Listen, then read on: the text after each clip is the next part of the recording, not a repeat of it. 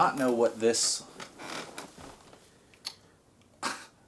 is or why it would say cameras and VCRs prohibited, because it's from 2012. Damn. And I also don't know what it was either. Oh, it doesn't say what it is? Well, it says American Spirit Home for the... So it's the cigarettes? Yeah, I think it's sponsored. It's a holiday show sponsored by American Spirit. It's like if the Rockettes, but they're just big cigarettes. The cigarettes. Ah! There you go. That is so strange. I don't know. Yeah, but it must be a long show if it's sponsored by American Spirit. Oh, yeah. I've just heard about that. Yeah, long smoke time on those. Uh-oh, printed receipt.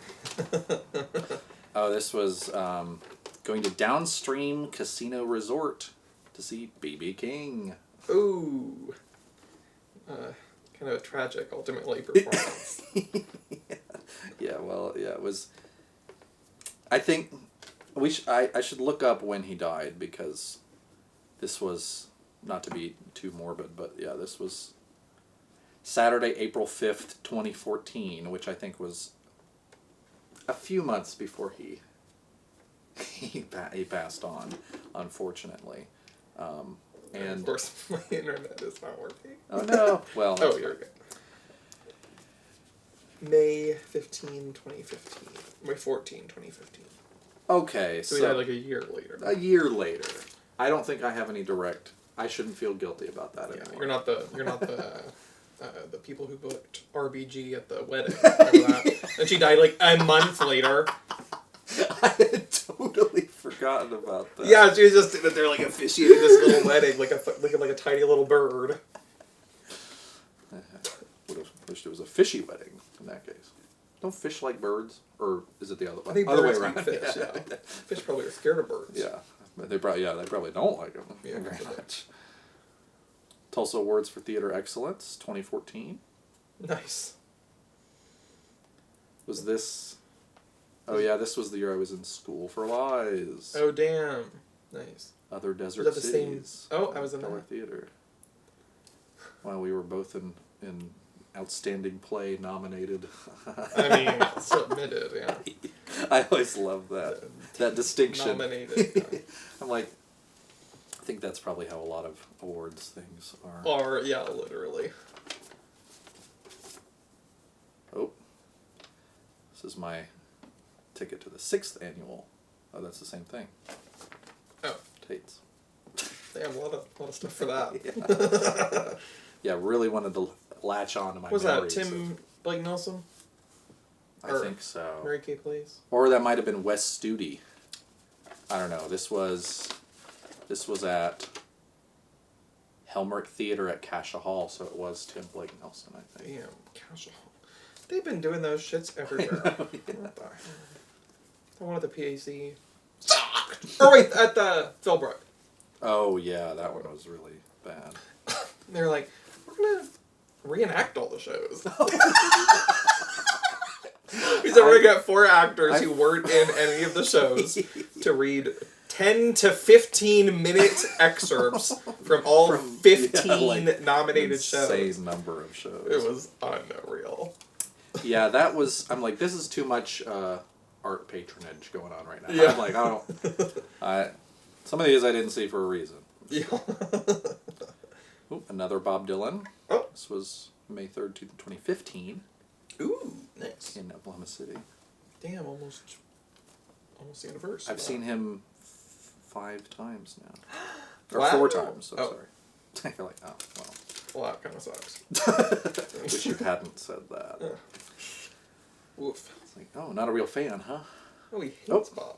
Here's my AMC South Roads ticket to Calvary, starring Brendan No, the Gleeson. Brendan Gleeson Calvary! People still talk about that as, like, such a good one. Well, I probably wouldn't, but it was fine. Yeah. Looked a little boring. It was a little boring. I'm like, movies love being a little boring. Oh, here's... Okay, you want to talk about... This is also perfectly indicative of Yeah. Like, is there text on that receipt? Yeah, so there's most of the tickets I have are almost they're written in invisible ink. Not National Treasure, bitch. Yeah, I Not the know. lemon juice. But this was Tim's Vermeer, which is a documentary about a guy trying to paint like Vermeer. Oh.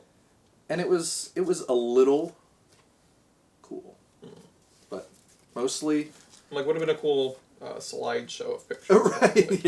Yeah. It would have been a good 5-minute video on YouTube. Yeah, I'm like, so many documentaries that are people are like, oh, this is such a good documentary. I'm like, it's just a cool story. Actually, I know, yes. I'm like, the documentary is Very important pretty distinction. unimpressive, or just very rote, or doesn't provide all that stuff. It's just like a story of something crazy that happened. Right. I feel that way about the Three Identical Strangers. Oh yeah, that was one that I was like, oh my. Well, and now gosh. with all the indie documentaries, that's happening even more. Except they're, I don't know, they're all just trying to do this A24 style of thing, a reenactment. We've got the A24 reenactments, but everything else about it is exactly like any of these other disposable like Netflix kind of documentaries. Yeah, right. Yeah. Theatre Tulsa presents Oliver. Please, sir, may I go to the bathroom during the performance? No. Wait yourself. I'm gonna get up and check to make sure that this is still recording, and it is. Hell yeah. Hell yeah. And that's just a little behind the scenes that we can do too. It is still working. It is. We're going. This is a podcast, a video, a documentary, a making of, outtakes, reel. Yeah, we're starting the Patreon. Line-o-rama. Remember when they would do a line-o-rama, which is where they would do in a 2000s comedy, where they'd have a special feature called Line-o-rama, and it would just be all the different funny lines in a row. Yes. Okay. I never knew that's what it was called, but yes. Well, I feel like I've seen it called that on a few things, but maybe that's not. I love that though. I love hearing all of those in a row. Alternate lines. Although sometimes. Well, yeah, diminishing returns for sure. Like sometimes you're like, well, I see why they picked the one that's in the movie. Like, okay, 20's enough. They just keep going. It's like Will Ferrell, he's like, got a hot bean. Kind of a Robin Williams. Yeah. Maybe I'll pretend it was. Okay. That was it's like Robin Williams, and then we'll put that in before so people think I was just being really good. Yeah, you just finished watching World's Greatest Dad. So. Yeah, he goes. He goes like this. He's holding a mug. Yeah. A poster. I'm so glad this video is now in podcast form. Stop the tape. You're like, well, I was. I know. I'm like, not the record. Here is a receipt for. Sorry, the DVD player just closed. Of its own volition. Paul Simon and Sting on stage together. I went to see Paul Simon. Naturally. And unfortunately, he was only touring jointly with Sting. Yeah, that sucks. And, I mean, it was kind of cool, except I wish it had been literally anybody else besides Sting, because not a fan. Sorry. I'm not into it. I'm like, especially the fucking solo. Yeah. Like, the Police have at least a few good kind of songs. Yeah. All of his songs are about tantric sex or whatever. Yeah, it's like, and they're just as fucking long. Yeah.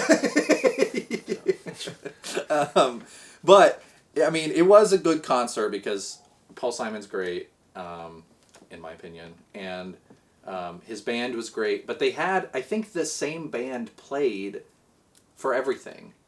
And it was like, Paul Simon came on, sang some songs, and then Sting came out and they sang a couple songs together. And it would like alternate between which of their songs were playing. You know, like they would play one of Paul Simon's songs and then one of Sting's songs. But they would like both sing on him, and then Paul Simon would leave, and then Sting would sing by himself, and then Paul Simon came back, So it was cool. That's at least that like crazy. I mean, if you had two big, again, if it was like literally anybody else, it would have been an amazing experience. Yeah. But it was still great because I got to hear Paul Simon. But this was in the American Airlines Arena in Dallas, Texas, and which is just a big fucking Airplane hangar. huge arena. Yeah, yeah. Metal walls. Just stand. You got to move around the planes. Yeah, they've got a bunch of like rakes on the walls and stuff. But the plane takes off right when he's starting the song. Just engine everybody's to ears war. are bleeding. Like I didn't realize it was an active hangar. You're like, now boarding. But there was, so this is... Like, yeah, get to score some of those peanuts. Yeah, the peanuts cost $15. But so this, of course, was an arena with a bunch of it's like a sporting arena where there's all the different food vendors and stuff. Oh, yes. And everything is just absurd. I got a drink. I think I got an orange soda. Don't know what possessed me to get an orange soda for maybe the first time in my life. Good and refreshing. It's good. I'm converted at this point, but it was just a strange choice for me at that time in my life. Is all I meant to communicate. And then it was in a commemorative cup. For the show? No. Just for the venue. They just say that whenever it's plastic and costs more. Oh. Doesn't commemorate fucking anything as far as I'm concerned. But it was and it was one of those, of course, also that's like, they're like, oh, it's the big mega cup, but it's really just really thin and at tall. The bottom and tall, right. So it's just 24 ounces. but it's, 3 feet tall. Right. You gotta, yeah.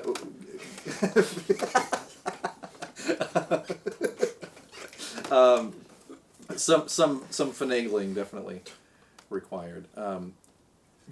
So they had these cup holders like on the chairs in front, so you could like put your Like on the back of the chair in front of you. Yeah. And if they move, it moves. Well, they were stationary chairs. Oh, they didn't have any give. No, they did not. Yeah, it was crazy. But, I mean, what do you expect from the airport? But, oh, yeah.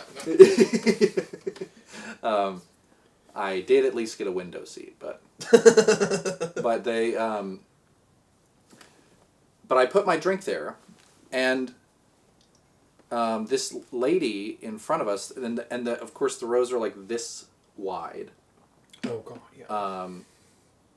And I was like sitting there, and this woman, I like put my drink there, and she like went like this, and like her hair was just like in my straw, in the drink.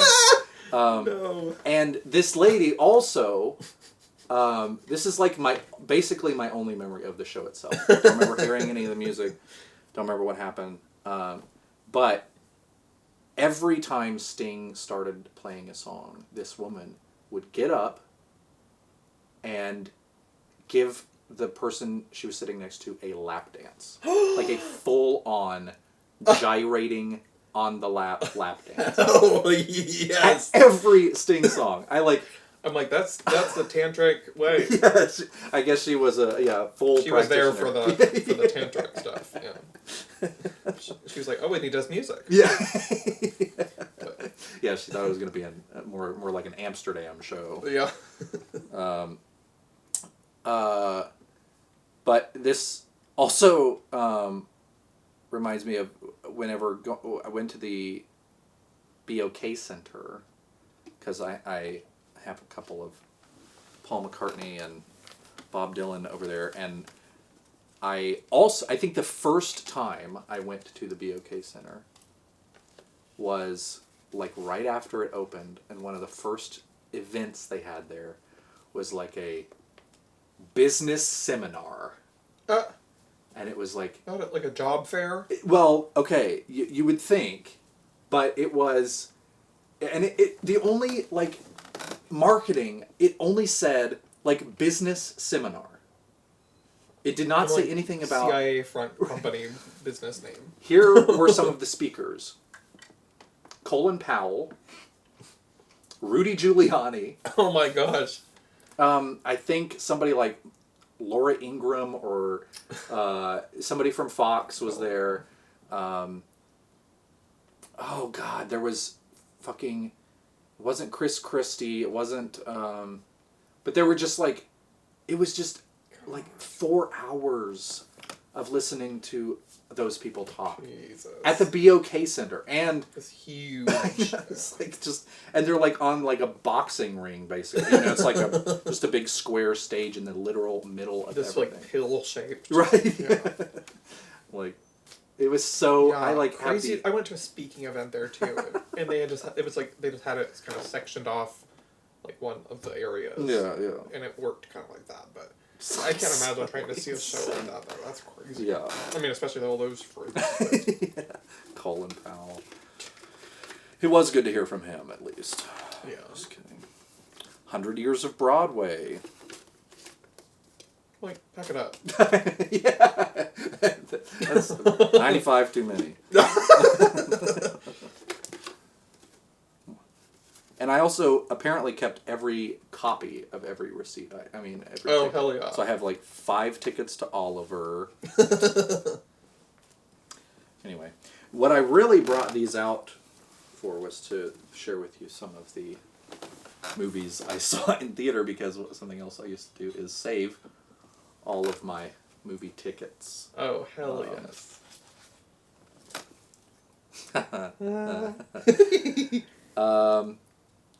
Sherlock Holmes. The Guy Ritchie's Robert, Sherlock Holmes. I never saw either of those. 2010. I used to think they were the coolest shit of all time. But really, I mean, all you have to know about it is that it's Sherlock Holmes, but he's got beautiful mind stuff that flies around him whenever he's thinking. And he also is like a bare knuckle boxer. Sure. And it's like, there's this scene where he's fighting and it's like in slow motion and he's like, you know, and it's like all the flesh is rippling and stuff, and it's like a perfect right hook to the spleen and a perfectly calculated at a 45-degree angle to do that. I'm like, it is so stupid. No. It's so bad. So really loved that, seeing that in theaters. The Road. Not The Road. Which was my first R-rated movie, I think. Oh, hell yeah. Just rated R for being boring. Rated R because kids won't like it because it's boring. Yeah, it's mostly a warning to the kids. Stay out. Like, not for you. Don't worry about it. Not fun. And very soon after that, I saw The Book of Eli. Oh, hell which was another apocalyptic movie. Because those were fine. Right, yeah, apocalyptic hellscape. The world is disintegrating and everybody's eating in each other's entrails. Fine. Somebody says the word sex. Ooh, you better not. You better fucking not.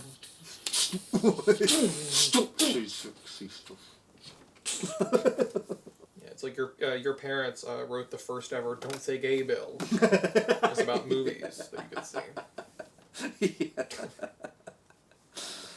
Yeah, and like a bill, they posted it all around the house. Post no bills is what that refers to. I love Post No Bills. Post Malone. Post Malone. Post no bills. Malone. A win in Short for January 31st, 2010. Win in Rome. Yes! This is a classic. Official. Seeing Win in Rome with a friend who I had a crush on. And it was, I mean, at 13 or whatever age I was then, damn, that would have not been 13. That would have been older than that. In 2015? No, 2010. 2010. Oh, so you would have been 14 in January. Okay. So that's not that bad. That's not that bad. Oh, Inception.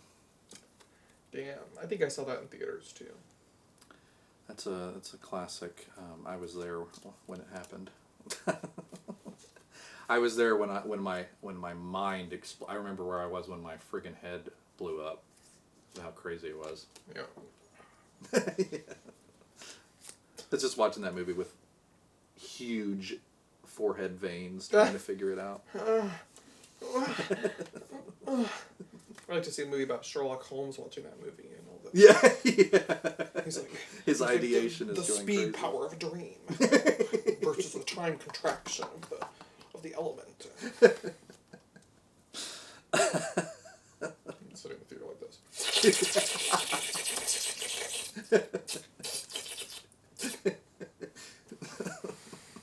You're like checking your phone and you accidentally turn on your flash. Oh fuck! Oh, Sorry. jeez. It's like what? It like plays like 1 second of a podcast. I hate the auto playing audio. We were just talking about Woody Allen and his excellent 2000s and 2010s output, Midnight in Paris. And that's like the the one only good one to that, see yeah. out of that period. Yeah. Yeah. Oh, and it's funny because these are also all mixed in with all the classics that I went to see. So Oh hell yeah! there's Psycho and Rear Window and Ben-Hur and Yeah, Psycho is actually the Woody Allen biopic I went to see. A huge double whammy coming up here. Triple whammy. These 3 in a row are pretty insane, but very indicative of my movie-going Sign habits of the here. times. I'll do these chronologically. January 17th, 2010, The Blind Side. Ah, hell yes. Definitely saw that I one. think in theaters. maybe one of a few times I saw that in theaters. Wow, yeah. It's very inspirational. It was. Got my waterworks. Woo! Got me doing water sports. August 14th, 2010. Seen this for my older brother's birthday, no doubt. The Expendables. Oh, hell yeah. I think I saw Expendables and Expendables 2 in theaters. Nice. I My don't know parents that I ever definitely saw the all third one. those in theaters. And then, wow, formative experience, genuinely, for me. The Tree of Life. Damn, still a fave. Still a fave. 10 years later. Okay, I'm going to save this one because it does not exist, let's say. Hell yes. 2 for the Muppets, please. 2 for the Muppets. Oh, hell Jason yes. Segel The Muppets. 2011 Muppets. We're I'm like, remember that? I know, yeah. Fully more than 10 years ago, that movie came out. Remember they did Muppets Pretty 2 and crazy. it was all about evil Russia and they were in a gulag? Yeah. Like, what the fuck is that about? Fucking crazy. Yeah. Bedraggled, long-bearded Kermit huddled over his Yeah. one meal a day. Very strange direction for that movie to go in. But luckily they straightened it out with the Office style TV show Hell yes. and the Happy Time Murders. Oh yeah, I love the Happy Time Murders. Because that's Brian Henson directed that. Oh really? It's a shame. Not the my Henson Henson. name. I know. He's. Not my hands. I'm writing him a letter. I'm going to write him a letter, and sing it, dear Brian Henson. It's a new Broadway play starring Ben Platt. Yeah. At one point you go. Yeah, that movie. I never knew. I honestly, whenever, and I think it was maybe just because they were both being talked about so much at the same time. But the first time I heard about Dear Evan Hansen, I thought it was also a Lin-Manuel Miranda thing. Oh yeah. Well, might as well be yeah. to me. I don't know. Seems yeah, not for something me. I'm not interested in Not for me. perusing. Anyway, so that I think that's about it. Oh, the Duran Duran concert film directed by David Lynch. I saw. Crazy. Yeah. Not a pairing that I would have personally.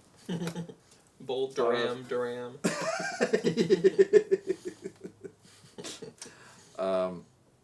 And then the last one here, September 18th, 2011. Went with my cousin, Rachel, for a matinee of Apollo 18. That's horror. That is the horror one. It's the found footage moon horror movie where the rocks on the moon dig into people's bodies because they have legs like crabs. That sucks. Then I have, they used to give these title cards, they're like these lobby cards out, but I kept, for some reason, I think I only saw 3 of these movies. Oh, they were just giving the others out. Yeah, and I just took them because I wanted to see them and then never did.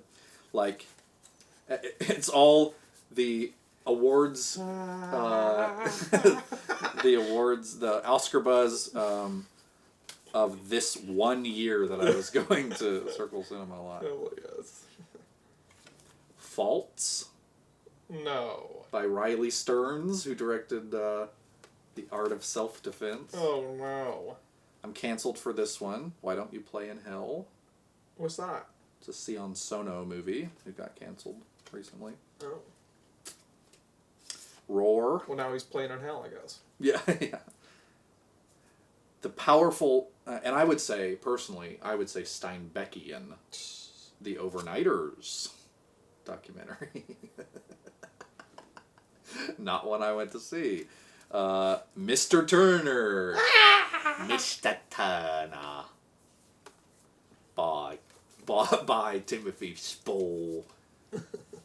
Spallers. It's the fans of Timothy Spall. Spallers. Yeah, Spalls up. Spalls up. What's that? Paws up.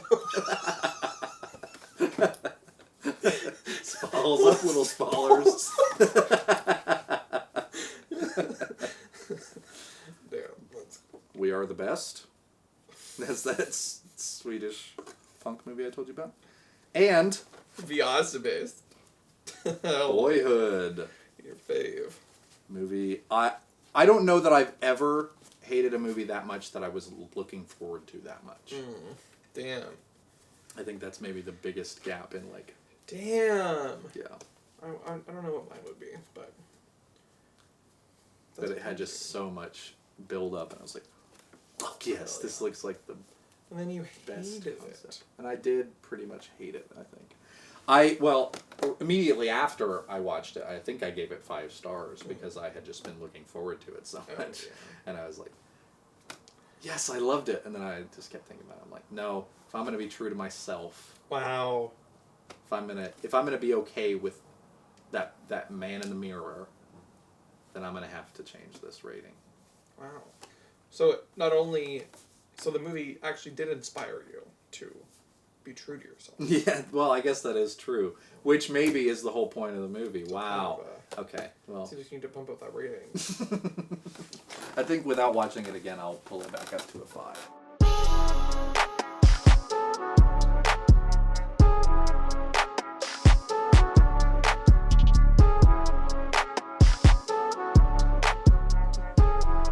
Okay, so... for today's little game, I have prepared for you a list of all the movies from 2021 that already have forgotten. Okay, So this is an in memoriam list for all the movies in 2021 that just simply do not exist. That's too bad for them. Sorry to these films. But so I was thinking about going...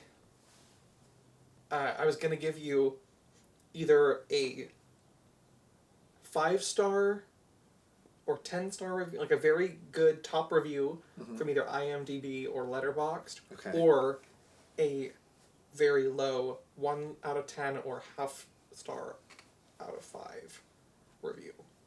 Okay. So a high or low review. Yes. So yes. Maybe let me. So I'll give you a review that's either really high or really low from IMDb or Letterboxd. Okay. And then, if you can't get it from that, we can kind of go. We can go from there. Okay. So I'll just. Or, what are your thoughts? What are you feeling? No, I 2021 was such a strange year because it was like we were past the movie Locked Down period. Right. Which I saw. I keep getting these.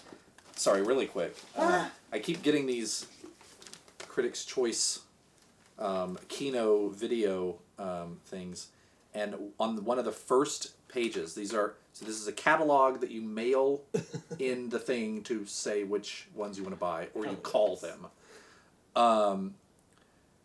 at a toll-free 1-800 number. And one of the first things available, new in stores, is a DVD of Locked Down, starring Chiwetel Ejiofor and Anne Hathaway.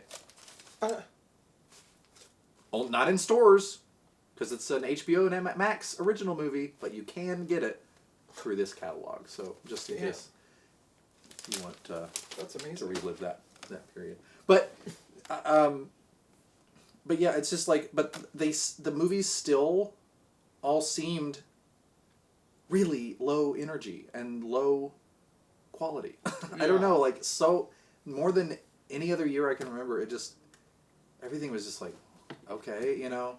Yeah. So, because all the real big ones got delayed more, it seems. Right. And so all that was left was just the stuff that they were like, wow, we can just no, that. Who cares? So when I was putting together this list, I was kind of trying to balance between, like ones that have a bunch of huge stars or big, talent involved behind the scenes. Right. But don't exist. That'll get a little higher preference just from the expectations on paper versus the reception.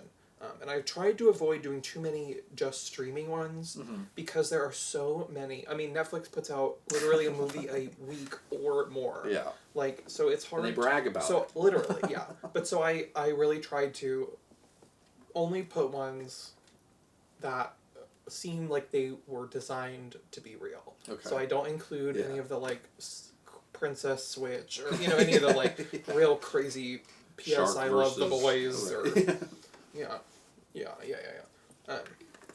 P.S. I love the boys. If you must coming know. out to my parents.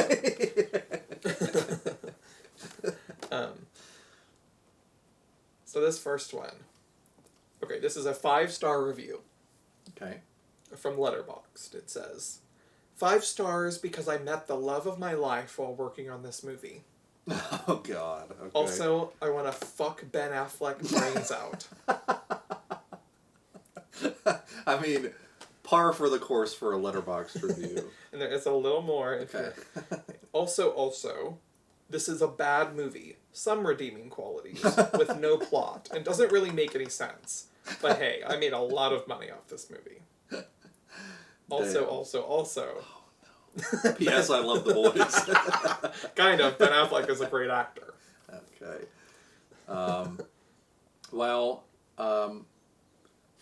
With Ben Affleck being mentioned, I feel like this has got to be the Tinder Bar.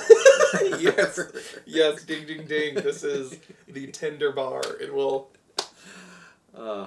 Yes. Do a big video. Hell yes. Huge video mode. Yes. Oh, just get ready. Oh, bitch. We're going to spend so much time editing this. The Tinder Bar. Yes. Directed by George Clooney. The Tinder Bar. Yes, okay. That's why I was a little confused because I thought he was involved. Is he also in it as well as Ben Affleck? Or is he just... is also maybe in it. Okay. I'm sorry, pulling it up right now. But that looked, I mean, how many movies is Ben Affleck going to be in at this point in life where he's primarily known for being sad and alcoholic? Right. And he's just in all these movies where the whole thing is like, Ben Affleck is the most miserable alcoholic you've ever seen. Like, we know, girl. It's like, I read the news, yeah. But, I mean, like, I just still think about that fucking The Way Back, which I saw the trailer for. I mean, we saw the trailer 1 million for. times. Probably, at least 100 times over. And that is on the list of movies that don't exist in 2020. Yes, definitely. But It's like the okay, George Clooney is not in it. red-rimmed eyes version of Hoosiers. I was about to say hooligans. Hooligans. Yeah. Hoosiers got to be one of the worst movies I've ever seen. Who's in that? Gene Hackman. Yeah. He's like, fellas, we got to get the basketball team back to... He's like, gentlemen, we gotta get the ball into the hoop. Yeah.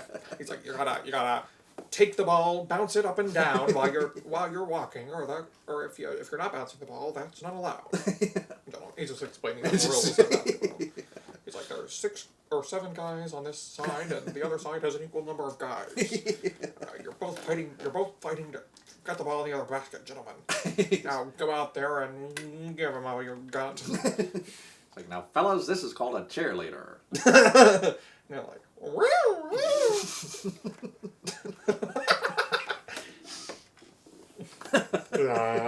I would love to see that movie, yeah. It's Hoosiers framed Roger Rabbit. So there's like cartoons in there. Yeah. Their like big eyes are bulging out. I think they should add... Get ready for this. I think they should add Mark Wahlberg and Will Ferrell to the cast, and it should be Who's Your Daddy's Home? Hell yes. Who's your daddy's home? Hell yes. The Tinder Bar, huh? Hey, you gotta dribble the ball down, guys. Yeah. Hey, what's going on? You gotta dribble the ball down, guys. Hey, let me see that fucking ball. The ball. He's like, kids, I'm strong! Will Ferrell's screaming. It's like, ah! He's like, thanks, sweet baby Jesus. Doing all his classic lines. He's getting hard again. Oh my gosh, okay, not my filthy mind. Yeah, get your mind out of the gutter. Get your mind out of the gutter. So the Tinder Bar is just about him being in a bar, and everybody, they all see their lives change as they all go to this bar. Is that the gist? Yeah, well, actually, thank you for asking, because it's actually about a fatherless boy who grows up in the glow of a bar where they... Okay. I'm like, okay, this sounds like it's based on a fucking bad book. Where the bartender, his Uncle Charlie, is the sharpest and most colorful of an assortment of quirky and demonstrative father figures. Uh-oh. They're all saying shit and piss to each other. Because they're all gruff father figures. No, yeah, no. Inappropriate. He's like, oh, I'd rather shit than piss. He says stuff like that. So old guy. It's Yeah. the most racist thing you've ever heard at the bar. Yeah, like... I'm just kidding. It was just an unscripted moment when he saw an Asian person working on the set of the movie. Yeah, good thing they didn't add Mark Wahlberg to the cast. Uh-oh. Yeah. So, that bar's not all tender. Yeah. But yeah, just calling it the Tender Bar. What the fuck is that supposed to mean? Up. Well, it's like bartender, but it's the Tender Bar. Wow. The Tinder Christopher Bar. Lloyd's in it as Grandpa McGuire. He's like, where we're going, we don't need booze. Yeah. When he gets, yeah. Yeah. When he goes to rehab. That's funny. After we go where we're going, we won't need booze.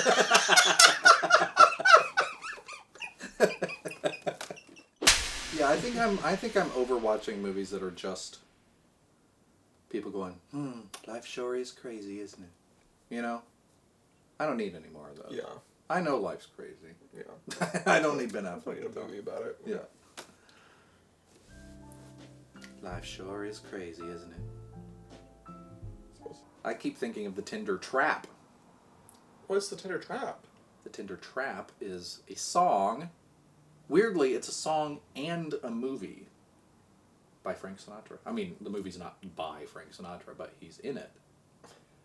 Which, it's crazy. And I don't know if the song is from the movie. It has to be. It has to be the theme song of the movie. I'm trying to parse this out. Because there's a song called The Tinder Trap. Love is a Tinder Trap. But then there's a movie called The Tinder Trap, and there's it's about, two couples that fall in and out of love or something. It's like it's a sparkling, bubbly, effervescent comedy. Sparkling, bubbly, effervescent, champagne-like, carbonated.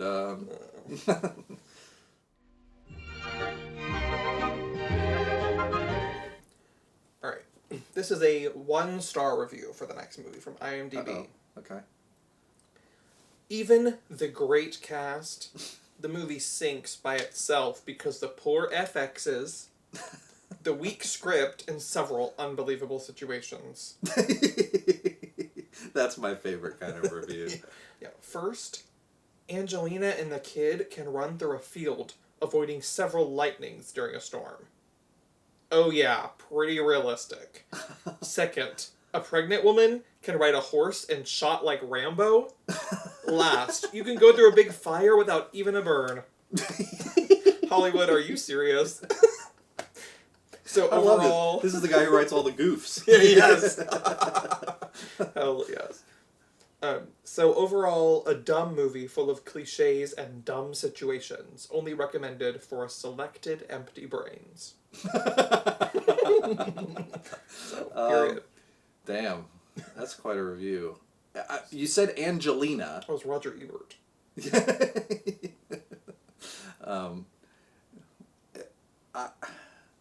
I know she was in Eternals. Is it Eternals? It's not Eternals, Okay. although Is she that in does Eternals? not. Yes. Okay. I'm like, and that pretty much doesn't make sense. Yeah. But, It's funny when even the Marvel people are like, oh yeah. This doesn't- That one, not that one. yeah, not that one. No, this is actually another one she was in. Angelina Jolie. And this one came out in theaters. It did the thing of theaters and HBO Max at the same time because of COVID. Okay, and this is not a Huntsman sequel. Is this a? Not a Huntsman sequel. Is it the? Oh, that's probably already happened too. Is it the sequel to Maleficent? that was like a long time years ago. but Yeah. Well, but she was in that. maybe they made a so third you're one right then. about that. Yeah. Damn. And she's going through. She's not getting burned. She's not getting Crucially, she's not getting burned, but she is going through Cast fire. also features John Bernthal, Nicholas Hoult, and Tyler Perry. What the fuck? Is this some natural disaster movie? No. Well, there is a forest fire involved. Yes, it is. Before, if I should die before I wake, or some shit like that. It's oh, I have to get this. Hold on. It's does it say before anywhere? Not before, but Those who wish me dead. Those Who Wish Me Dead. Okay. Yes. The new Taylor Sheridan movie. Who the fuck is that? He wrote. Well, this is one of his first directing movies, but he wrote Hell or High Water and Sicario. Oh, okay, that guy. But Okay. yeah, he wrote this movie where Angelina Jolie's running from assassins. I always get Hell or High Water. I always assume that's an S. Craig Zoller movie. Just seems like one. Oh yeah, not to me, but I could see how you could see it, I guess.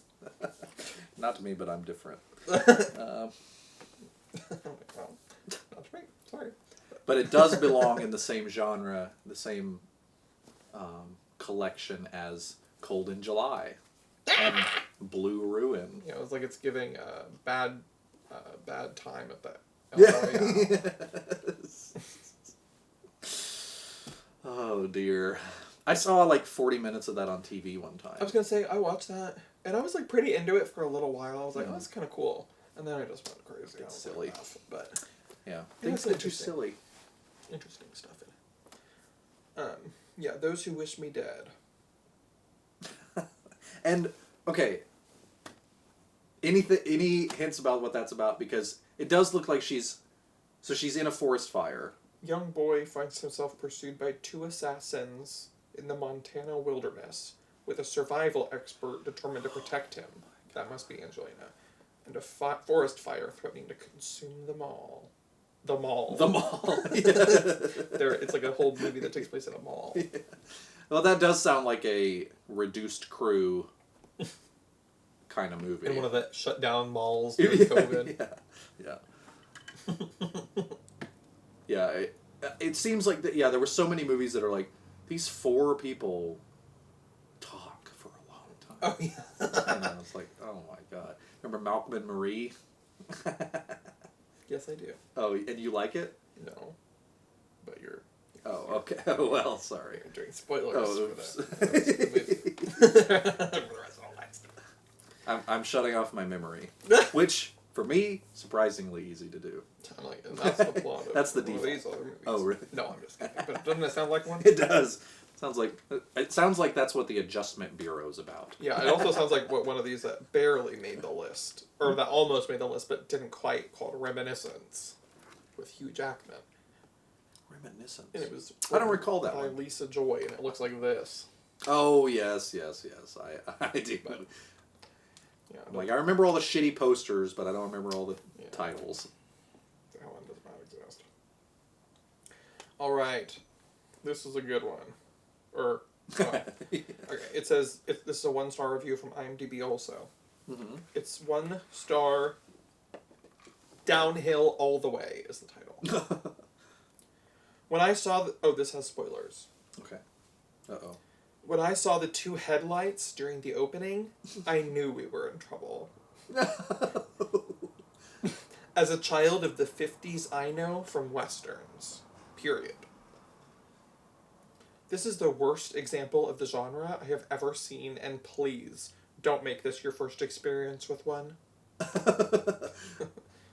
If you were surprised by the big reveal, you were too busy texting and not paying attention. All the acting is bad, with special honors going to Gavin Lewis, although no one could make this part work. Damn. That's That's it. it. Wow. Did they say it's a Western movie? Well, don't say it too loudly, right, Scott? It's not like the ones he knows. From the Okay. 50s. Oh yeah, because it's got headlights in it. Right. Yeah. It's like, wait, Okay. So it's a revisionist Western. That'd be funny if you made a Western movie and everything about it was fully authentic Western except they all drove cars. Hell yes. It'd be funny. It'd just be funny. Just be something to go, hey, look at that. Hey, what the? That's weird. Remember that movie with the Western? Yeah, and then that other person was big. Like, there was one really big, unrealistic situation in this movie. Okay. Well, not a whole lot to go on. Headlights are in it at the very beginning. Okay, you're right. So I'll tell you, this movie, the cast features Trace Adkins. Oh God. Stephen Dorff. And there's one big, the main guy in it. But it would give it away. But because it would kind of give it away. But this is a guy that we've talked about already today. Wow. Well, the last thing I remember Trace Adkins being in was An American Carol. Which I think we have talked about on the show. Okay, yeah. Like It's one of my favorite things to talk about. So. But he's present in the Bill O'Reilly cameo. Oh, hell yeah. I just enjoy slapping you. That's my impression. I don't know. Trace Adkins and Stephen Dorff in 2021. Yeah. And Tim Blake Nelson. Oh, this is Old Henry. Old Henry. Is that your Tim Blake Nelson? Oh, well, yeah. Old Henry. I heard good things about that movie, actually. I can't believe you heard things about that movie. Yeah. Like, not me. It's directed by a guy named Potsy Ponsaroli. I'm like, not Boy Meets World. Well, I thought that was... Somebody mentioned that name, and I thought that was his character's name in the movie. I'm like, well, that's weird. Yeah. But then it was the director's name. I'm like, oh, that's weird. That's weird. Or fine. It's probably fine.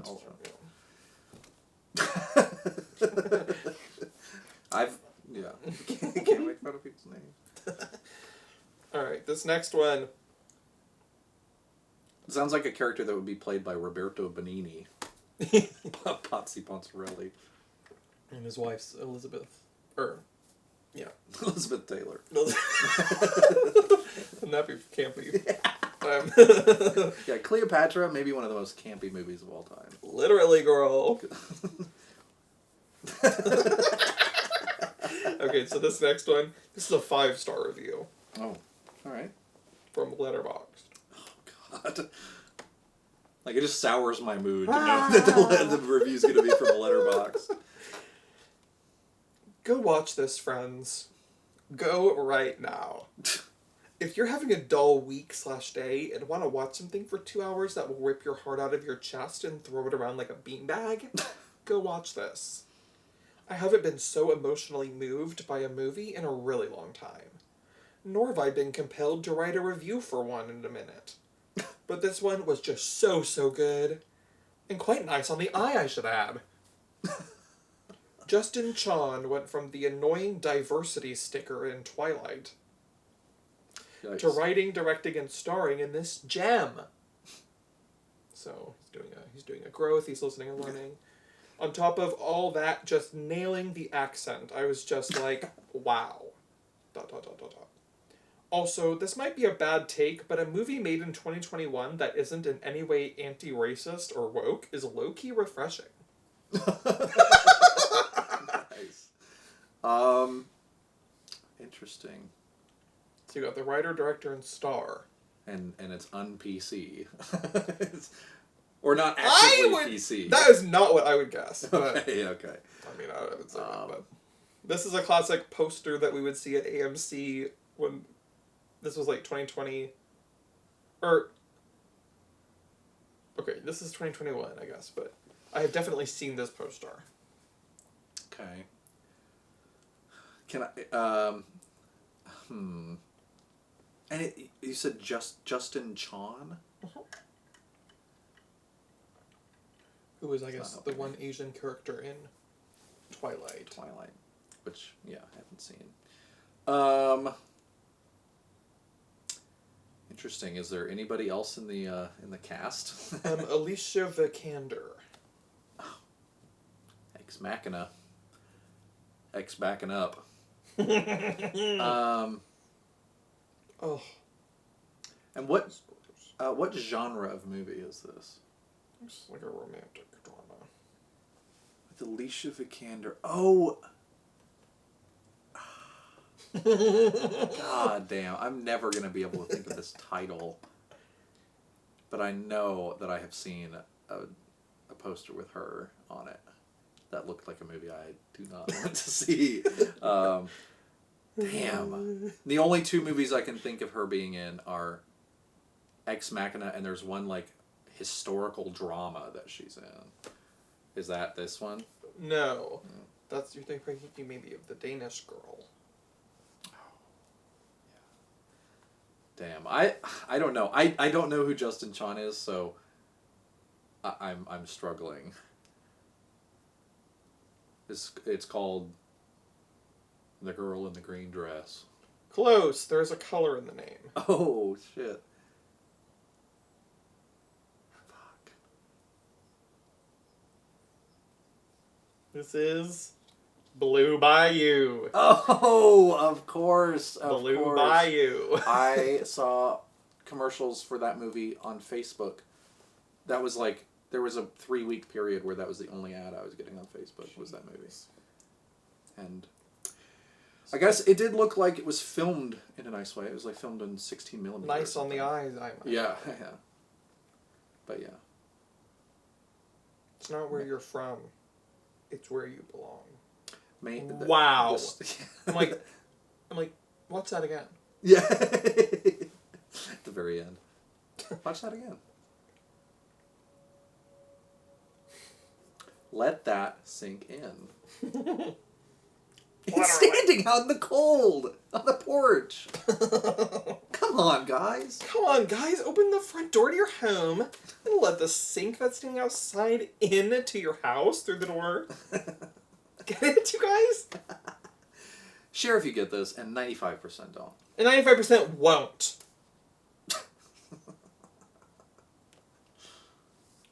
This next one, 1-star IMDb review.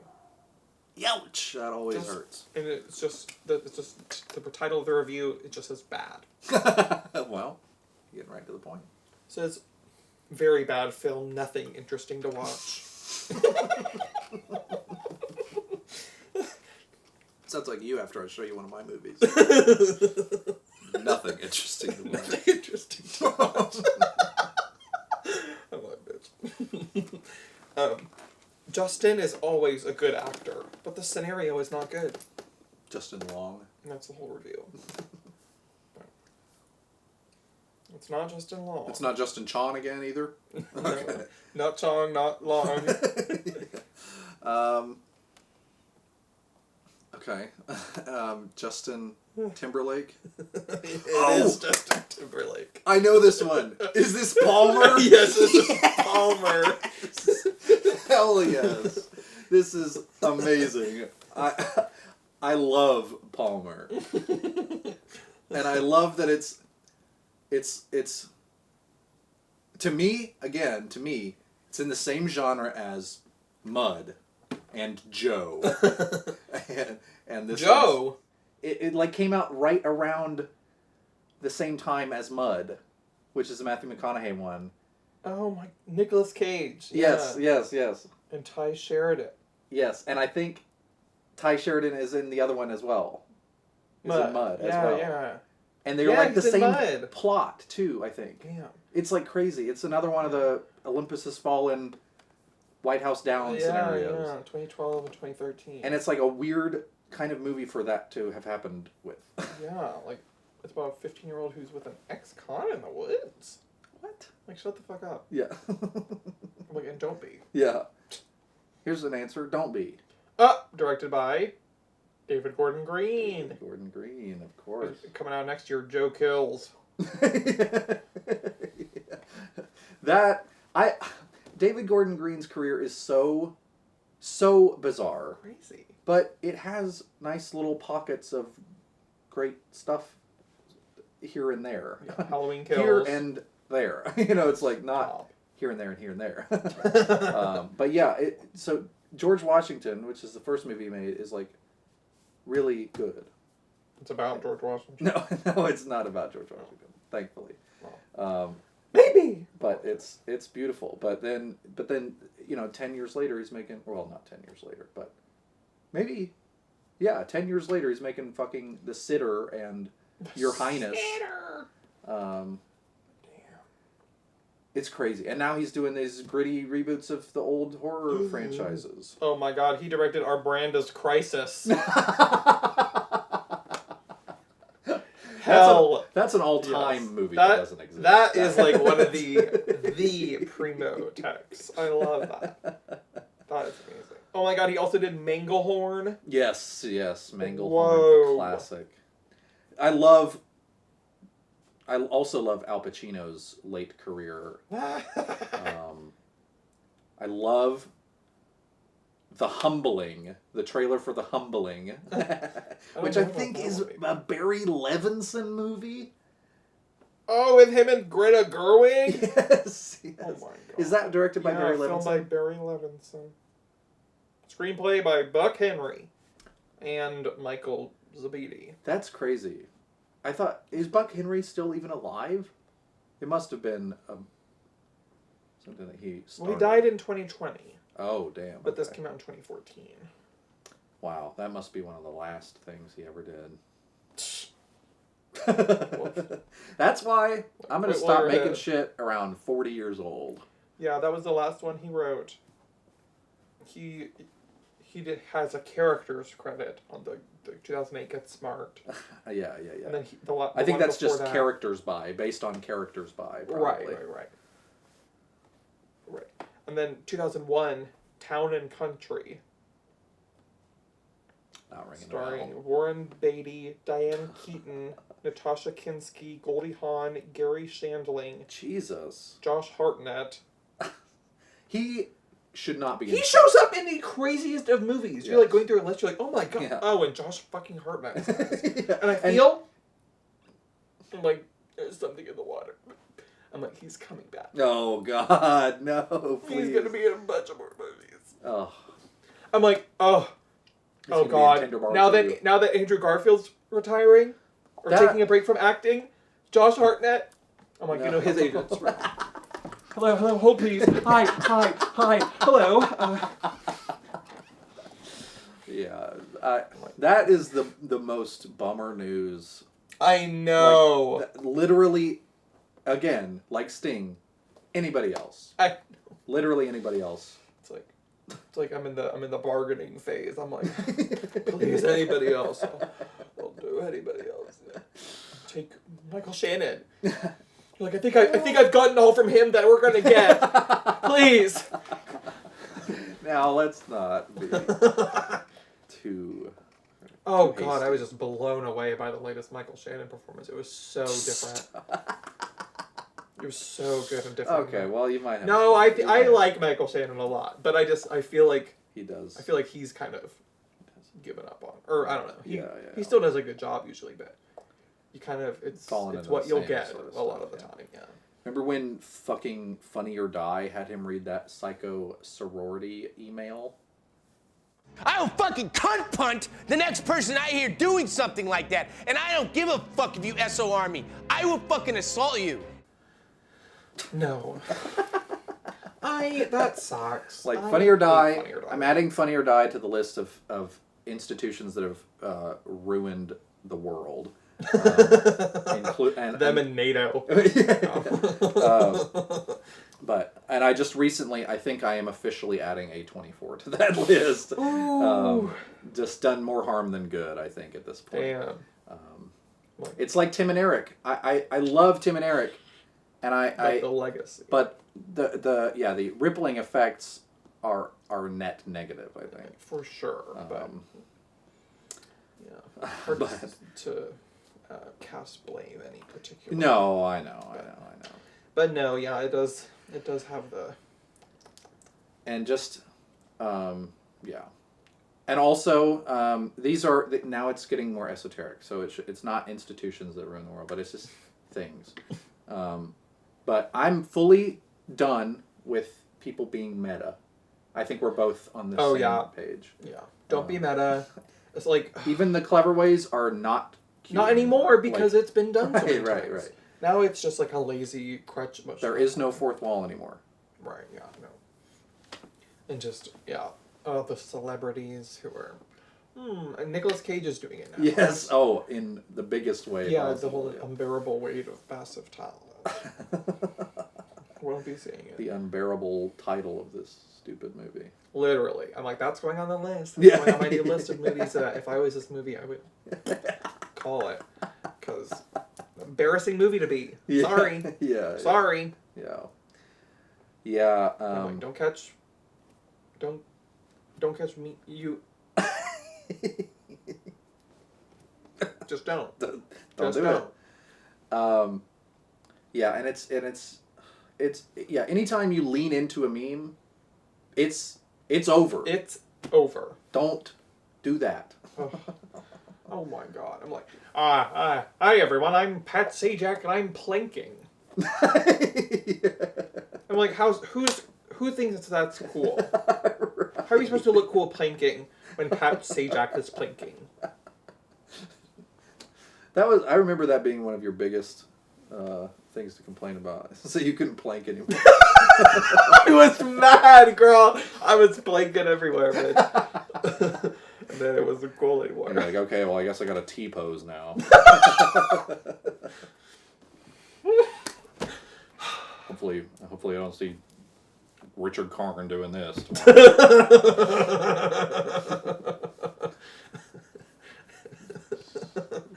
Oh, 420. Ooh. Like, or any time. Yeah. Yeah, we don't want them to know what time. That's funny. Oh, Palmer, hell yeah. Can't wait. Oh yeah, and then of course the other similarity that it has is to the recently released, and this has been remarked upon elsewhere, so I'm not presenting this as a new thought, but also very similar in style and seemingly probably in content too.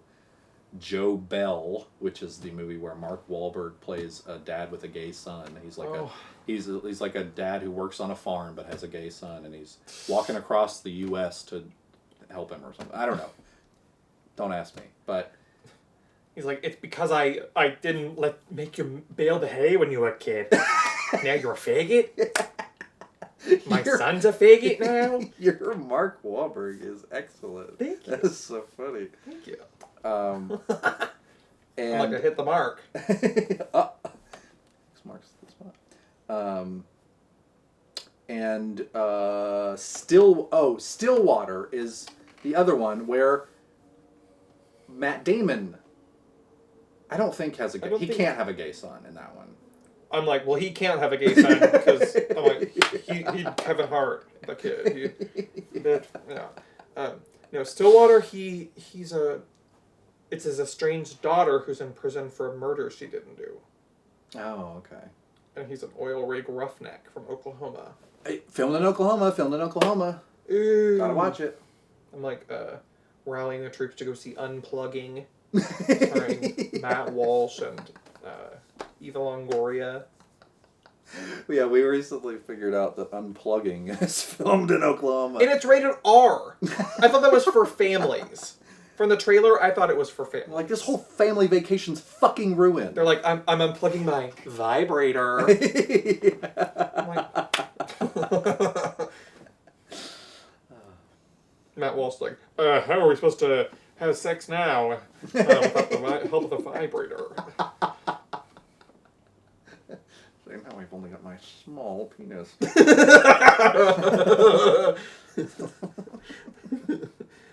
yeah. All right, this next one. Sorry, really quick. The Made in Oklahoma movie that I'm most looking forward to is the Reagan movie with Dennis Quaid as Ronald Hell Reagan. yes. It's got, and there's somebody in it. I have to see this because you can go ahead, but there is somebody that just got added to the cast that's like such a crazy pick. And it's just I just know it's going to be like the worst movie ever made. Hell yeah. Do we know who's involved? Um, the camera. Sean McNamara. That kind of name rings a bell. Like, kind of name rings a bell. Oh my god, he has 92 directorial credits. Oh, he's like a for hire guy. Yes, okay. and he... Oh yes. Okay, so his bread and butter is TV movies, sentimental TV movies. But he also did the latter-day Baby Geniuses sequels and television series. It was like, they were like in space or something. Yes, they were Baby Geniuses and the Space Baby. And then, this is... And John Voight, of course, his main mode of employment is through the Baby Geniuses franchise. Hell yes. And I think he's probably in every one of the episodes of the TV show. But he also, Baby Geniuses and the Treasures of Egypt. Jesus. Or Genius. Genius. But of course, I think the film that you would most know him for, big movie back in 2011, could be bought at Mardell, Soul Surfer. Oh, yes, which has the hilarious poster of just a huge shark bite taken out of the surfboard. That's funny. That is funny. I'm like, I know she got her arm bitten off or whatever, but that's a funny poster to have just a huge bite taken out of the surfboard. Okay, so I did not know. Okay, I guess I thought Soul Surfer was a documentary, but this is... I think there was maybe a documentary. This is the movie, but it stars Anna Sophia Robb, I'm like, she was the first girl I wanted to be. Oh yeah, hell yeah. I was like, yeah, Anna Sophia Robb. like in Bridge to Terabithia, I wanted to be her so bad. Bridge to Terabithia. Spiderwick Chronicles. I just wanted to be her because she died. She got to die. Die young. No, I'm just kidding. Live fast as well. Literally. Dennis Quaid is also in this one, so they have a long working relationship. Oh, wow. Helen Hunt and Carrie Underwood. And you can't have a faith-based movie without Kevin Sorbo. Of course. I think Carrie Underwood's probably her mom. She's like, I'm Soul Surfer's mom. You might know my daughter, Soul Surfer.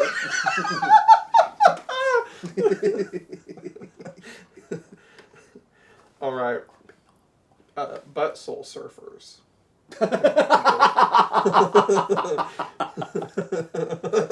That's great. Okay.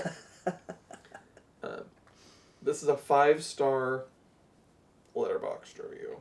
Okay. So, whoever the main actor is, they're going to want to fuck him. That's a given. Yeah. Oh, yeah. I'll be honest, this film was very difficult to watch for me, but it was cathartic, and I think it made me love it even more. When they started the film with the credits, I knew I was in for a treat. Wait. Okay, hold your horses. When the movie started with credits? I guess it starts with the credits.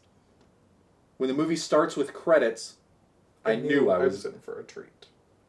So I guess it starts with credits. Okay. What a crazy artistic movie That is this must crazy. be. I can't believe that. I'm like, this must be the work of an artistic genius. Yeah. They're treating, like, putting the credits at the beginning like it's all in one, the movie's all in one take or something. They're, like, really marketing it about it. It's like, and you'll want to get there before the movie starts. Don't it? Yeah. Opening credits. I forgot who said this, but I saw someone say that this movie, name of movie, is not a love story, but instead a story about love. Oh my god. That seems so simple, but it's so true. So true. Who thought that perspective would make a romance like this so profound?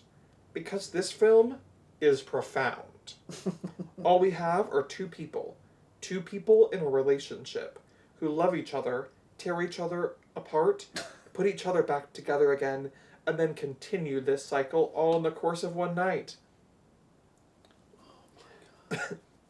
I'll compare it to Marriage Story in that there is no bias on either counterpart. There are times when you side with one character, and there are times when you side with the other character. That's the key to a great romance, especially when you were showing a love affair with cracks beginning to show. Okay, I'm writing that down. Well, I think I have already spoiled this one. It's giving Malcolm and Marie. Yes, it is giving Malcolm and Marie. It is Malcolm and Marie. Another Levinson production. Yeah, Sam, his son, of the Sam variety. Samson. Levinson. Who, of course, we all now know and love because of Euphoria. Because of Euphoria. I love watching teens get strung out. I love it. I'm like, it's Ed Buck's favorite show. Yeah, seriously. Got it turned on every night in the percentage. Oh, I gotta watch Euphoria. Oh, but the acting is so good. It's so good, you guys. They're like always crying and screaming. It's really good. Like, you can tell that that's good acting if they're crying and screaming and sobbing and shaking and... Just watching a movie where every line is... Listen. Alright, this is the next movie. It's a 5-star... from Letterboxd Let me review. tell you. Yeah. Listen. If a fucking robot can learn kindness and compassion, then you hoes definitely have no excuse.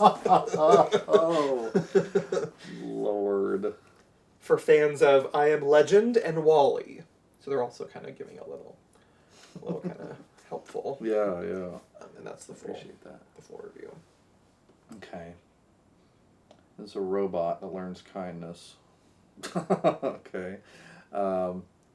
It's not Big Hero 6, is it? Not Big Hero 6, it's Big Hero 7. The sequel. Did I have to see Big Hero 1 through 5 to get the all of the story? Literally, yes, you do. And this isn't Mitchell versus the Machines, because that was 2020. Not Mitchell versus the Machines. A critically acclaimed Mitchell's versus the Machines. I think that was maybe even 2021. Oh, damn. Yeah, I think that is true. No, this is actually a live action one. Okay. It involves a robot. America's favorite everything. Oh, this is Finch. Finch! This is Finch! Not Finch. And is Finch just Chappie with Tom Hanks? Is that the gist of it? Or I think it is. I mean, he's just... I mean, it's kind of... I think it's like a post-apocalyptic one. But there's apparently from a lot of the reviews, there's also a dog that plays a prominent role. And everyone was either can't have a torn out robot about and a dog and in a movie. Robot.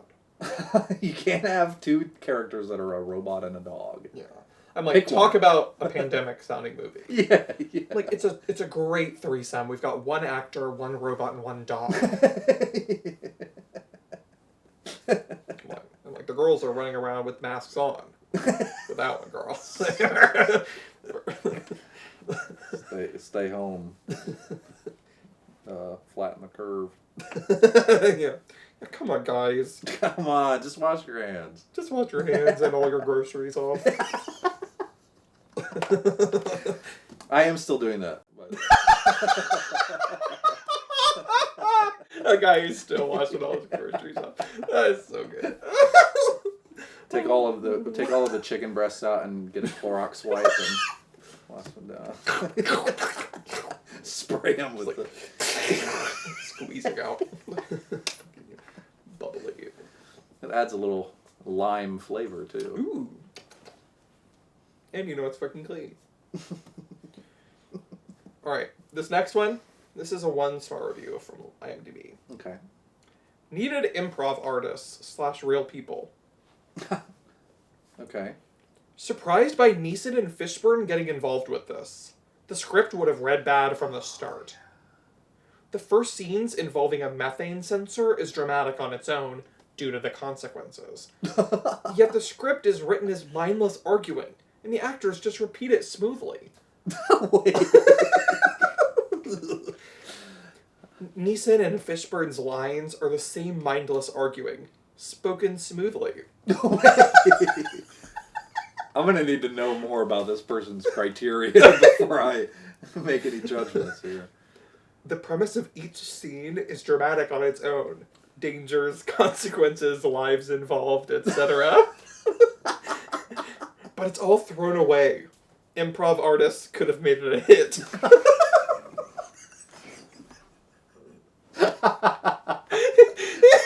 He wishes that all This the lines were person's psychology is fascinating to me. It's a Del Close. Oh, it's Del Close, but he acts like Glenn Close from Fatal Attraction. Yeah. Female attraction. Is that what he said? I'm like, not paging Dr. Freud. That's what you said. I didn't. I also don't know who Del Close is. So. You don't know about Del Close? He's UCB. Oh. He's like the improv god. He's the god of improv. Damn. Must be yeah. Crazy sus guy. Yeah. Oh yeah. Well, that makes sense. It also just must be the most obnoxious person ever. Oh yeah, Jesus Christ. Professional improv guy. I'm glad I got out of the game on top. T. Yeah. Well, while you're a kid. So, say what this movie is. Okay, so it's Fishburne and Neeson. That is, but I'm like, what movie has Neeson made recently that you can say the name of off the top of your head? Well, that's actually the whole point of the list.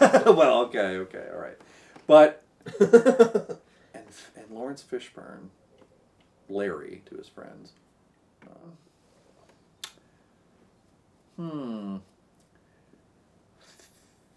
This isn't. Damn.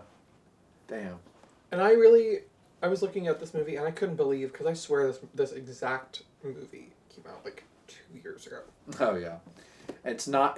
Does it involve a train? Is he on a train again? I feel not- like he's on a train in every other movie. He's not on a train. Okay, he's on a boat, No. Plane? No. tractor, Bigger. wheelbarrow, bigger, tank, train. No. Smaller than a train. Smaller than. Is it bigger than a bread box? I'm like, yes. No. Is it bigger than a red box? Playing in 2020. 2020 questions. That's good. Is it bigger than a bread box? Yeah, is it bigger than a sourdough starter would be the 2020 game. Okay, I feel like I've exhausted all of the vehicle options. It's a big truck. It's a big truck. Like a semi-truck. An 18-wheeler. But the thing that it's interesting about this movie isn't exactly the vehicle that he's driving. It's more where it is that he's driving. Okay. Or what kind of... This what isn't it is. an ice road trucker scenario, is it? Baby, it literally is. Okay, yeah, I'm And pretty sure. didn't Yeah. But no, then this movie is just called, and you just said it, Ice road? The Ice Road.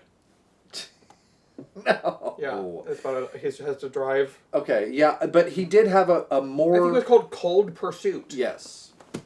And that was like I think Laura Dern's his wife in that or one. something. Yeah, 2019. Yeah, and I saw this and I was like, I thought this just but it sounds literally the same. I don't know. Well, and Cold Pursuit and The Snowman came out at the same time, starring Harry Hole. Yes, Harry Hole. Like you could have. I mean, change the name. Change the last You name. gotta change the name. It doesn't work. I mean, if you say Harry Hole, Harry Hole. and then maybe it would work. But Yeah, no, Harry Hole. Harry Hole. I'm Detective Harry Hole. How'd that get past the? Tell me you. The Ice Road. The Ice Road. I gotta pee again. I'm sorry. We're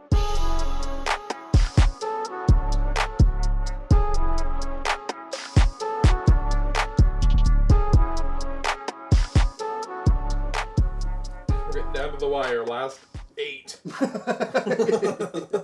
That's always how it is with us. I know. All right, time to get serious. All right, this is a 5-star letterboxd review. Okay. I'm going to kill myself in front of Anthony and Joe Russo to change the trajectory of their lives forever. Nice. That's a good review. And that's a 5-star? 5-star, yeah. And a love. They loved Wait. it. Okay, well that seems... Okay. Yeah, very strange thing to say. Because I could see And that being a 1-star Thinking review. it doesn't really have anything to do with the movie. Okay, but I so don't know. Joe and Anthony Russo, not directors of this movie then. Or they are. Well, they are. Okay, and this came out in 21, so is this 2021. 21 Bridges? Nope, it is not 21 Bridges, but that is a good guess. Okay, and they also made... Like, this one exists almost maybe less than that. They also made Cherry. This is Cherry. Is that what this is? Yeah. Cherry. Directed by 2 of the highest grossing directors of all time, starring like Tom Holland, who's like the biggest guy of all time. And bitch peep peep peep. Yeah. I'm like not even the crickets saw that Yeah. Nobody was starring not even a mouse. one. Literally, yeah. I'm like, Yeah. Just Well, it crazy. did not look like something practically anyone would want to see. He's like, I'm an Iraq veteran with PTSD, and I'm gonna develop a drug habit and rob a bank Yeah. to fund my drug addiction that I have from the war. Yeah. All right. Sorry. Let me know if I can do anything to help. Yeah. You're like, let me Let me send you a GoFundMe. Yeah. Where's your? Can I scan you or where's Do where's you your have money? QR? Do you have a QR? Where's your QR? Where's your QR? Is it here? Where's Here? your QR on you? Is it here? Is it here on you? Show us. It'd be funny. The mark of the beast is not a barcode; it's a QR code, Hell yeah. and you Devil. scan it and you show up at the gates of hell. Yeah. You go. Oh. Oh wow. my god! All right. Where's the back button? Like yeah. I hit, whew. like even from the gates. It's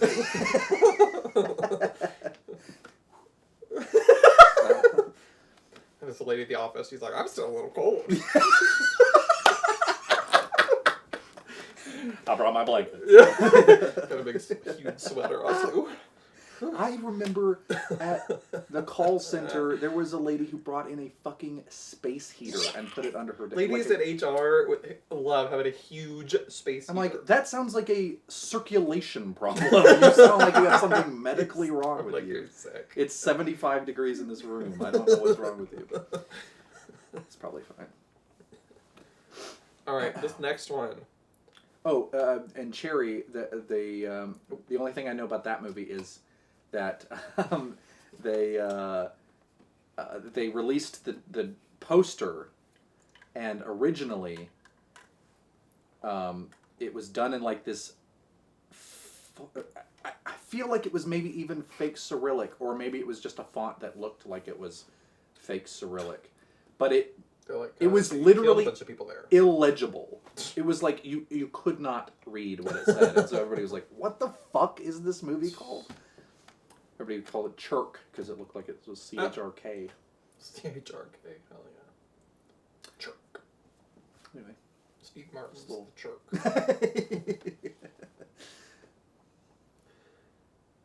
This next one, we got a half-star letterbox review. whoa! All right, This is our first really bad negative letterbox review.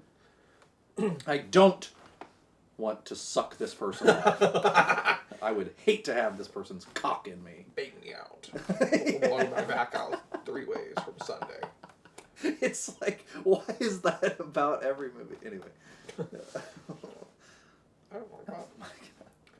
They're like, and funny characters. Yeah. There were some scenes that didn't add to the plot, though, so. Yeah, we'll lose the house.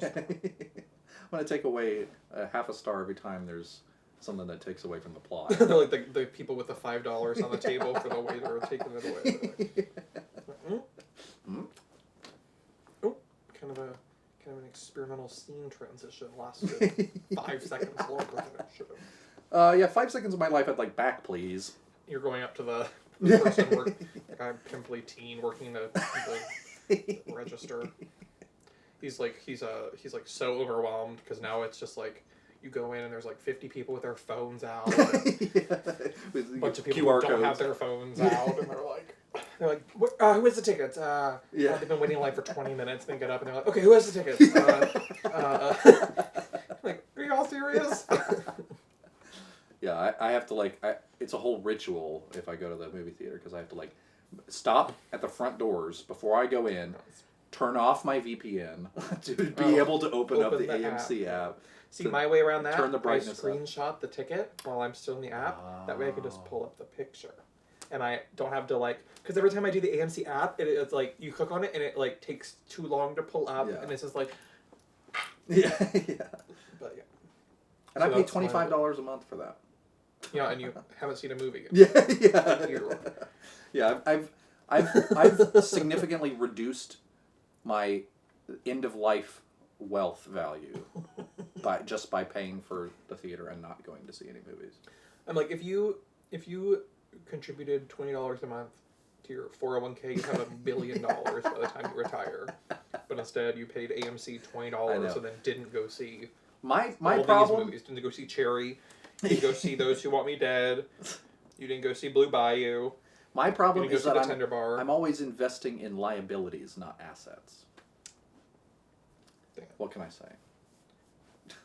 That's always the thing that those like grind set people say. They're like, here's things that poor people do that rich people don't. They go to Starbucks, okay? They don't take their lunch to work, okay? And most importantly, they buy liabilities, not assets. Yeah. So They're like, so I'm not seeing everyone writing that down. be rich now. Like Hey. you're seeming really poor because you're not writing that down. They're like, here's something else rich people do is they write the stuff I say down. Couldn't afford a pen. Yeah. Okay. Here's something that rich people do. They don't come to one of my things and not take notes. Dan Pena's got the gun out pointing at the people. Mom should have pulled you out with the end of a wire hanger. Should have hooked It's like, I through paid your skull. $60,000 for this class, for this guy to tell me that I should have rolled down the inside of my mom's leg. No, she's a C word. Yeah. Some people like to pay a lot of money for that sort of treatment, though. Not me. Yeah, not me though. Like, I don't like being degraded.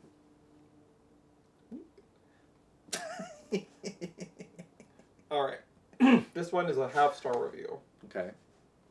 A comprehensive list of 5 things. So, already. Yeah. But a comprehensive little list confusing. of 5 things the people responsible for this affront to God should do in the next hour that would measurably improve the world. So you got all that? This is Letterboxd. This baby, of course. Yeah, okay. Yes.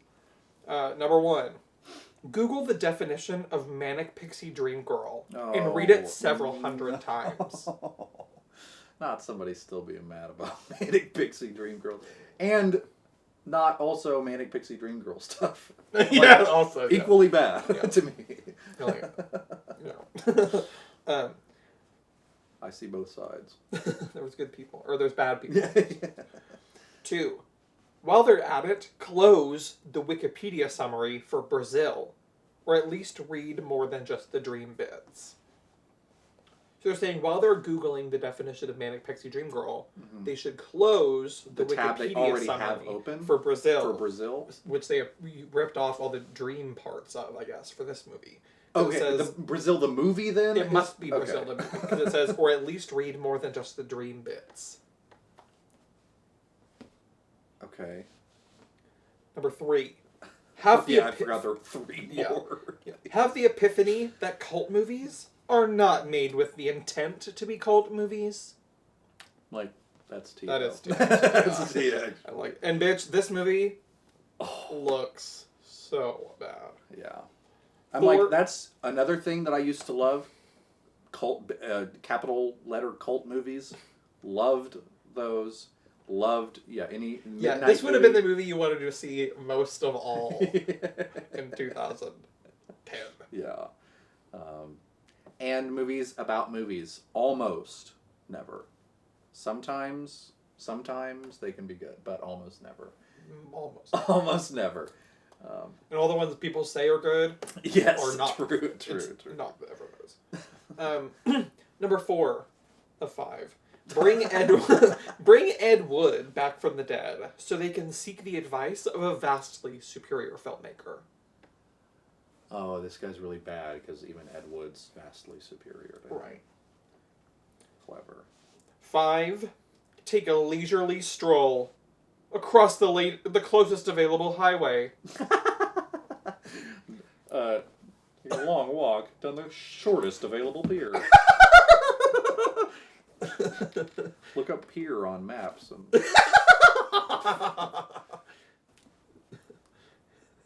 Coming off a pier near you. Wow, okay.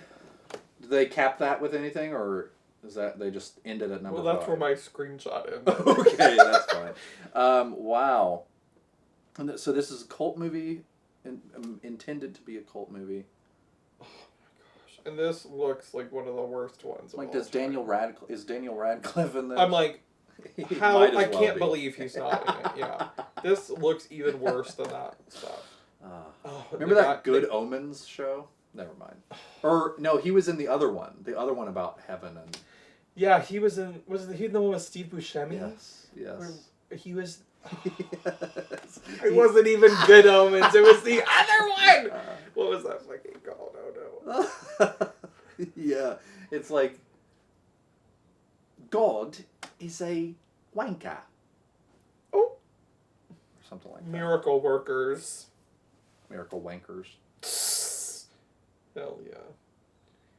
Oh, and it's still on season 4. Yeah, and it's an coming out. anthology show, I think. So like every season is different. So I think literally they were like, I don't know. They're like God and angels on Earth or something, but they're silly and wacky in all sorts of different times. Yeah, this one's the Oregon Trail. Yes. Oh yes. Like, how funny is that? Oh. Like, how funny is it to be the Oregon Trail? That's pretty funny. Oh, this movie. Can you tell me anybody who's in it? Because I will try to get this. It's a bunch of no names. Any director? Well, it has a director, but it's all no names but one of their names is so crazy. Okay. Okay, it's Kentucker Audley, Audley. Evie's drag sister. Yeah, but Kentucker Audley and Albert Burney are the directors. Oh my god. And this is like the most like weird Oh yeah. movie of I all hate those time. So much. Oh. I don't know. Damn. I cannot wait to hear what the title of this is. This is Strawberry Mansion. No! Oh my god. Where the people That- have like the bunny heads Yes. on or whatever. And it's like, And it's like, I'm here to audit your dreams. yes, and she's like, This is "Oh, how we do I- things in this fantastical future world of ours. Oh, my dreams are very interesting, but you're welcome to look if you think there's anything worth being interesting or life changing about them. if there's anything you think might make you tear up, please.